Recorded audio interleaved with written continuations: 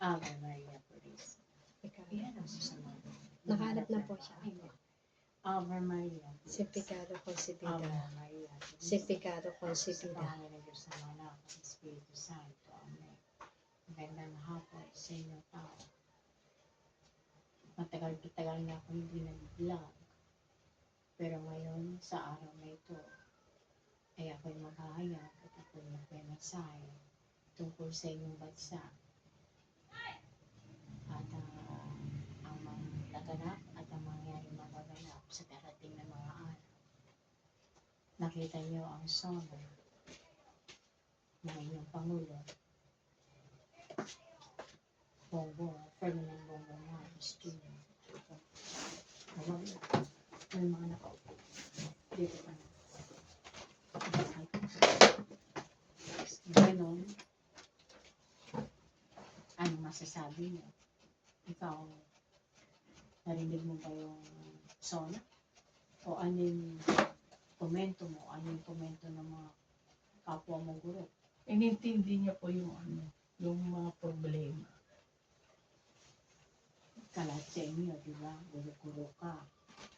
Ikaw kayo ang priority in education. Tataas yung sahod. Parte na yun, kailangan ang turo nyo quality. Ano ibig sabihin ng quality? May saysay kayo mga guro. Ha? Yung mataas na standard ng bata. Hindi yung mag-graduate na walang alam, hindi mo rin magbasa. Kaya kayo pinagtutuunan ng inyong gobyerno ang mga guro. Dahil kayo ang bayani ng bagong Pilipinas ng bansa ito. Aanuhin nyo malaking sahod kung ang mga kabata naman hindi marunong magbasa, hindi marunong intindi. May mga ganyan, may mga mentality problema. Diba? Ngayon, tututukan ng education. Ang corruption. Tingnan yung bansa yung report ang Panginoon yung mga nagagawa niya ngayon. Ang tawag nito yung mga development, yung mga kumbaga ang iniisip niya ay yung mga Pilipino. 20 pesos meron na kayo? Oh, Yes po. bigas, yung inyong transportation o yung mga sa lahat. Yung PhilHealth ba yun? Yung meron kayo Sa sakit, hospital zero bills. billing na. O, siyempre, ang tao hindi maniwala. Paano yun nangyayari? Katotohanan kung anyway kasi yung kayong dalawa ay saksaya. Wala nang iba. Dahil mga kasama nyo nasubok na naging duwag at sumang-ayon sa sanlibutan, sumang-ayon sa mga kuro-kuro ng kapwa nila tao. Walang sariling paninindigan, walang sariling isip, nagsumunod at binasihan nila ang kahinaan ng aking banal na luklukan. Yung aking salita, hindi nila matanggap sapagkat mabigat ang aking salita. Kung hindi ka makapasa sa aking pagsubok, sa aking mga salita, sa mga katuwid, hindi ka nagdadasal ng 100 mysteries a day.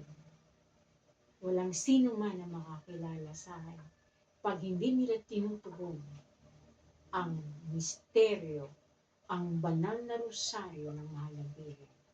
Obligado ang kayong mga tinatakal na mga banal na inilagay ng Diyos sa mga katawan lupa ng tao. Hindi nyo makikilala ang totoong mga. Makikilala na yung tao. Ay, tao yan. Hindi yan banal. Bakit kung banal yan? Sa tao. Hindi pwede pagsamin ng tao kung banal. Bakit hindi? Kung puspos ang luklukan ng katawan lupa. Bakit hindi? Pag-isahin ng mga tao sa langit, mga espiritong langit at espiritu sa katawan lupa. Bakit hindi mangyayari? Ano ngayon? Tao rin, pari rin ang nagsira niya. Dahil sa bansa ninyo, natupad ang propesiya ng Ipo, ang Banal na Espiritu, na iluluklok niya si Ferdinand Bongbong Marcos Jr. Pero, di ba ikaw, Maria, at ang Mao Anita, hindi pa ito. Hindi ka pa nakakasama sa misyon dahil hindi pa ako nagiging madalas na nagwika sa iyo, di ba? Ngayon lang naman ako madalas nagwika pag tuwing isang beses parating na buwan. Kaya ikaw, di ba? Ikaw ang saksing buhay kung paano kayo inutusan. Naging mahirap ba sa inyo paano mag-mission? Sa panahon na yun, nabuhay pa ang Anita. Di ba? Meron kayong sasakyan. Meron kayo nakakarating kayo doon. Kung saan malalayo. Nakakarating kayo, hindi kayo nahirapan. Wala kayong ibang kundi. Non-talk, hindi na kayo magsalita. Ganyan lang kayo. Pero dininig lang. Makibahagi kayo. Dahil yun ang kalooban ng Ama. Di nagtagumpay. Hindi ang job. Dahil hindi talaga papayag ang Diablo na manalo ang Pangulo. Dahil dito nakasalala yung tagumpay ng Diyos sa Pangulo ninyo, ang propesiya ng bansang Pilipinas. Sa tulong sila ng Asya ng 7,000, 7,000 pulo-pulo. At mga kulay kayong manggi ng balat. Siyempre, Asia. Ngayon, ikaw na naiwan, Maria. Ikaw ang saksing buhay. Ikaw kasama ka sa kaganapan. Dahil mahalaga ang Maria sa misyon ng mahal na Pilipinas. Ngayon, pagdating ng panahon, ikaw rin, Jessa, kasama ka.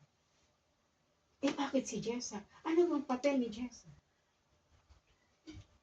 Hindi ko naman kailangan ng matatalino. Hindi ko kailangan ng maraming alam sa spiritual. Ang pinatili ko sa iyo, na natili ka Jessa dahil wala ka namang alam. Inosente ka, wala ka namang alam. Inaapi ka, nakakaranas ka ng kaapihan sa kapwa mo guro, sa kapwa mo pamilya. Dahil ikaw ang pinili. Sa mata ng tao, mahina ka. Pero sa mata ng Diyos, malakas ka because of your faith. Totoo, Jessa? Ginagabayan ka. Makakarating ka pa ngayon sa iyong kinalaw niya kung hindi. Ginagabayan ng Diyos ng mahal na Biro. Marami ka. Sabi, precious blood. Yung precious blood, yan ba yung tumutulo ang dugo mula sa mata ng Panginoon? Totoo yan. Pero sa ngayong kaganapan is na mahal na Biro, the Immaculate Heart, Mary ang gaganap sa huling yugto ng inyong mundo. Kaya ang devotion sa Immaculate Heart of Mary, napakahalaga sa mata ng Diyos, sa mata ng dahil kayo ang papapel sa huling panahon. Ngayon, dahil nag-sona ang Panginoon nakaraang mga araw, nandun kami, pinakinggan namin, kaya pinagdaan natin wala siyang banyagang salita. Ginamit. Ngayon lang, sa panahon. Sino mga presidente ngayon hanggang sa simula hanggang sa wakas, wala siyang ginamit na banyagang salita. Puro Wikang Pilipino. Dahil yun ang patungkol niya. Itong nalalabi niya mga taon, ipupuspos talaga kayo, mga taong mahirap, aba-aba man sa bansang ito. Na itataas niya ang bansang ito sa pamamagitan niya pera ng kanyang ama. O sino nakakaalam? Akala nila, haka-haka lang yung kuning-kuning lang yung trust fund ng pera ng angkan ng Marcos. Simula ng kanilang ama, ginamit ng Diyos siya. Yung mga na sinasabi ng kaaway, ng kaaway ng politika ng Marcos, kaya na sila ay na-exile, tinapon, that ill-gotten wealth. May nakuha ba sa ill-gotten wealth? Wala. Yan ay kasinungalingan. Nagtagumpay ba ang Dilawan? Hanggang inalis sila ng Diyos. Pinersecute nila ang pamilya ng Marcos. Dinimanda nila, sinapunin yung pera, ano sa nambay yung pera, nagtagumpay ba? Hindi. O yung babae, yung asawa, si Madam Imelda Marcos, apo yan, babae, naglukan niya. Kaya syempre, nasa mataas na, hindi nila inaangkin na apo sila. Akala nila, gano'n lang. Pero, inihanda ng Diyos silang pamilyang yan na para sa darating na ang panahon na hindi maunawaan nila kung ano ang plano ng Diyos sa bansang ito.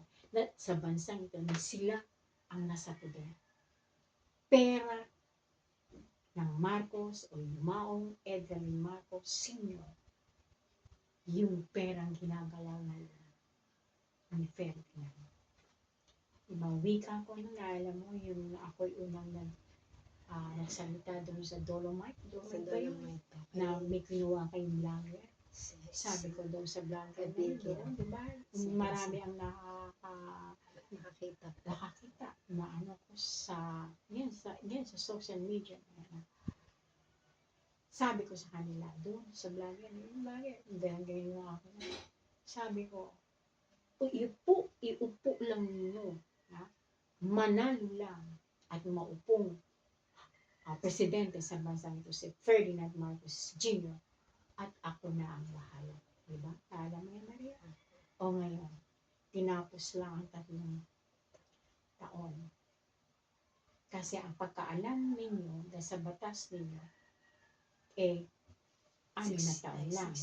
So, ganun din ang kaisipan na inyong Pangulong BBM. Siyempre, bilang taong wala naman siya kamuwang-muwang sa plan of God. Instrumento kasangkapan ng ang pamilya niya. Siya mismo bilang presidente. Ang saksing buhay, yung kanyang ina. Si Madam Imelda. Dahil tinatakan siya ng isang banal na santa, hindi ko alam, basta tinatakan yung buhay pa ang Santa Maria Virgen. Kaya, masaksihan pa niya buhay pa siya. Nagtuto, nagisaksihan niya mga asawa niyang Pangulo, si Edgarine Sr. Marcos, at yung mga gold bag. Saksihan niya yan. Pinatuto sa kanya yan. Totoo yan. Tapos, in-excel sila. Maraming mga dinaan sila sa mga proseso na talaga. Kung hindi lang ang Amerika ang pumalit na. Talagang papatayin siya ng Pilipinas sa sobrang galit ng mga tao na umarsa. Dahil sino naman na nagmanipulate niya? Siyempre, ang Amerika, CIA, para patayin yung si Benigno para tawag nito, isisikay para makuha nila yung pera. Bakit ang Amerika, ibang bansa ay gumagala, ba't may pera sila? Because of gold ng Marcos. Kaya ganun lang kabango si ang anak dahil nakapirma na siya. Doon, bakit? Kaya nagtataka. Itong huli, pag tumupunta siya sa World Bank, sa Switzerland, ano nila doon? Kasunduan. Pumirma na siya. O ngayon, ang Pilipino, asan na po? Mag-antay kayo. Unti-unti yan. Hindi naman ibibigay